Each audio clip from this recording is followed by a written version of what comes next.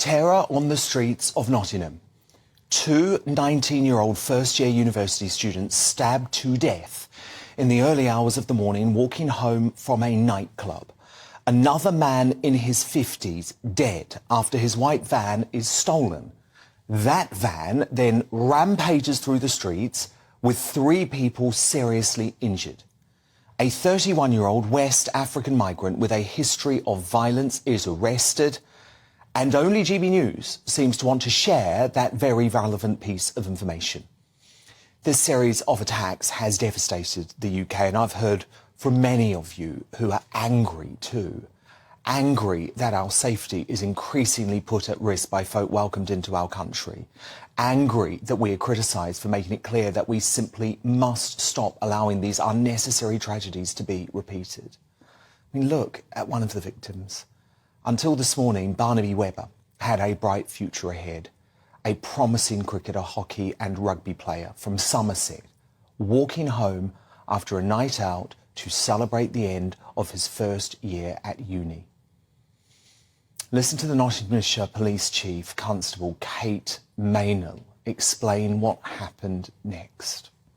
A member of the public reported that 2 people aged 19 had been stabbed and were unresponsive. We had a further call to another incident in Milton Street, where the driver of a stolen van had attempted to run over 3 people. 1 man is in hospital in a critical condition, while 2 others are believed to have suffered minor injuries. A man in his 50s was also found dead from knife injuries in Magdala Road by a member of the public.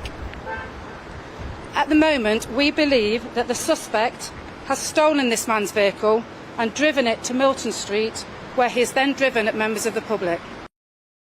Now, I was in the GB News newsroom when details of that story broke this afternoon, watching colleagues who have their own teenagers at university openly sob in horror and fear about the unspeakable crimes happening in our country.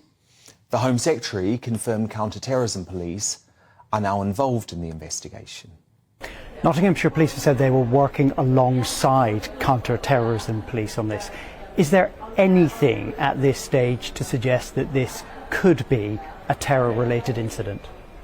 We're in a very early stage of the investigation. We need to allow the police the time and the space to carry out all of their operational activity to determine the motive.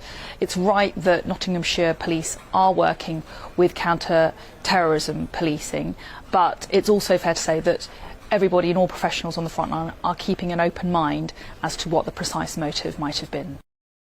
But of course it is only our GB News Home and Security editor Mark White who has confirmed the background about the individual arrested, which is surely in the public interest.